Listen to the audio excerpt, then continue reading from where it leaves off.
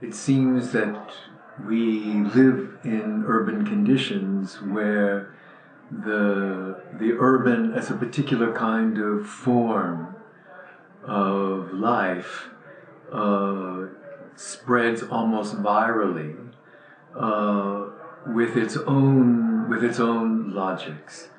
That the city doesn't necessarily represent particular kinds of ways of doing things, of making things, producing things. It doesn't seem to be the locus of consolidating relationships between people, places, and materials in the way that we thought it might. That's why I was trying to emphasize that it seems to almost make itself. And it makes itself in terms of producing excesses of all kinds.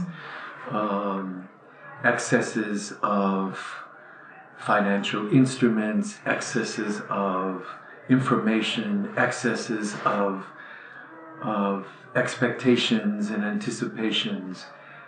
And with that come then excesses of possible socialities. That is, we no longer discipline people to live in particular kinds of ways. But of course, then as I tried to say, well, who controls what those excesses look like? Who provides shape for them? And that then becomes the critical issue. Who controls the software? Who controls the information? Who controls how things get valued or not? And I guess what I'm saying is that under these conditions, in terms of urban transformation, we have to look a couple places. One, to look at those residual parts of the city that remain and that were largely the product of people's own efforts, own development, and to understand more the details of those efforts. It's too easy to say that people were resilient or spontaneous. This is a shortcut. This is not a very useful way of trying to understand the details. And we need, I think, more information about that. But also to understand that the new kinds of cities, the new kinds of urbanities being created, attempt to specify how people are to live in some ways. They break apart long-standing relationships, long-standing practices of knowledge, how you deal with things, how you make economies, how you deal with people to create work.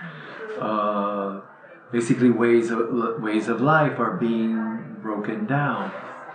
Yeah, I mean, as people are oftentimes forced from cities and living conditions that had a large degree of publicity to them.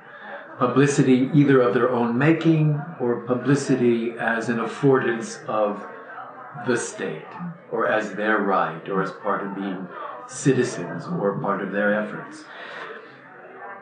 As this transforms into increasingly particularized, private conditions of uncertain futures, uncertain legal statuses, to what extent do people re-describe their aspirations, their skills, their abilities into these new environments? I don't think we know enough yet about those kinds of processes of redescription.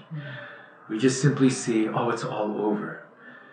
Well, it might be all over, but I think we need to look closely at the way in which these new conditions are actually being lived and see how we might best intervene into those in a way that might expand the political opportunities.